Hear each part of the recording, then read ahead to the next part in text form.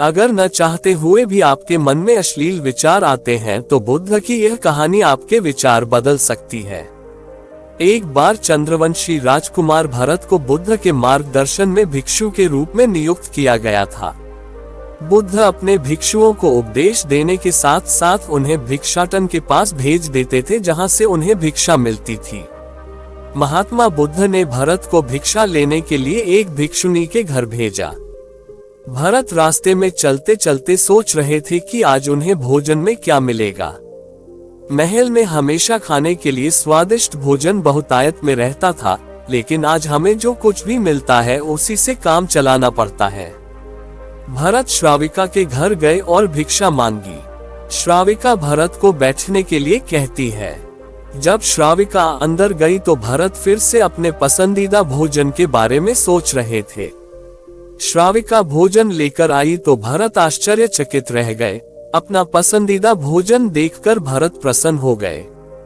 भरत भिक्षा लेने लगे। भिक्षा स्वीकार करते समय भरत सोचने लगे कि उन्हें हमेशा खाने के बाद थोड़ा आराम करने की आदत है, लेकिन आज उन्हें यहाँ से भोजन करने के बाद धूप से होते हुए वापस आश्रम जाना है। भोजन समाप्त होने के बाद श्राविका ने भरत से कुछ देर आराम करने का अनुरोध किया। भरत फिर प्रसन्न हो गए। अपनी सारी इच्छाएं पूरी होती देख भरत ने इसे संयोग समझा और कुछ देर के लिए लेट गए। भरत लेटे लेटे सोचने लगा कि आज नींद तो आ गई, लेकिन सिर पर छत का साया हमेशा के लिए मिट गया। जब भरत सोकर उठे तो श्राविका ने कहा कि आप जब तक चाहें यहाँ रह सकते हैं। अब भरत को समझ आ गया कि यह कोई संयोग नहीं है। श्राविका मेरा मन पढ़ रही होगी। भरत खड़े हैं। भरत ने श्राविका से पूछा, मुझे माफ कर दो, लेकिन क्या तुम मेरे मन की बात पढ़ सकती हो? आप ये सब कैसे पूरा करते हैं? श्राविका ने कहा, शुरुआत में मेरे लिए यह मुश्किल था, लेकिन मैंने अपने विचारों का अवलोकन करना शुरू किया। शुरू में मेरे विचारों की संख्या अनगिनत थी, लेकिन मैंने अपना पूरा ध्यान उन विचारों पर केंद्रित किया। मैं बिना किसी पूर्वाग्रह के अपने विचार व्यक्त करता रहा। धीरे धीरे मेरे विचारों की संख्या कम होने लगी। मेरे सारे व्यर्थ विचार दूर हो गए। तब से मैं दूसरों के विचारों को पढ़ने में सक्षम हो गया हूँ। ये सब सुनकर भरत घबरा गए। भरत ने श्राविका से अनुमति ली और वहां से चल दिए। रास्ते में चलते चलते भरत को अपने विचार याद आने लगे। यदि भरत के मन में श्राविका के बारे में अश्लील विचार आए तो श्राविका ने भरत के बारे में क्या सोचा होगा? भरत अपने आप पर लज्जित हुए।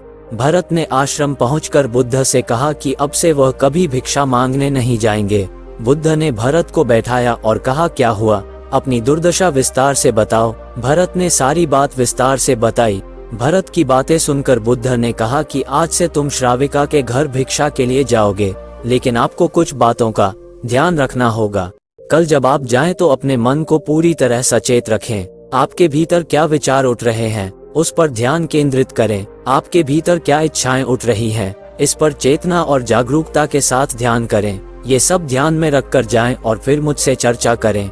अगले दिन भरत बुद्ध के निर्देशानुसार अपनी इंद्रियों को जागृत रखते हुए पूरे मार्ग पर चल रहे थे। साधु आज पूरी तरह जाग रहा था। जैसे जैसे श्राविका का घर नजदीक आ रहा था, भरत की घबराहट बढ़ती जा रही थी। भरत ने अपनी घबराहट एक तरफ रख दी और बुद्ध के विचारों पर ध्यान केंद्रित किया। जब भरत श्राविका के घर पहुंचे तो उनके मन में केवल सन्नाटा था, जिसके भीतर कोई वासना, कोई इच्छा, कुछ अच्छा पाने की इच्छा नहीं थी। भिक्षु भरत ने भिक्षा ली, उसे स्वीकार किया और वहां से वापस चले गए। आज भरत सड़क पर नाचते हुए निकले। आज उसे जो आनंद आया वो अद्भुत था। इस आनंद का अनुभव उसे पहले कभी नहीं हुआ था। भरत ने आश्रम में जाकर बुद्ध को प्रणाम किया।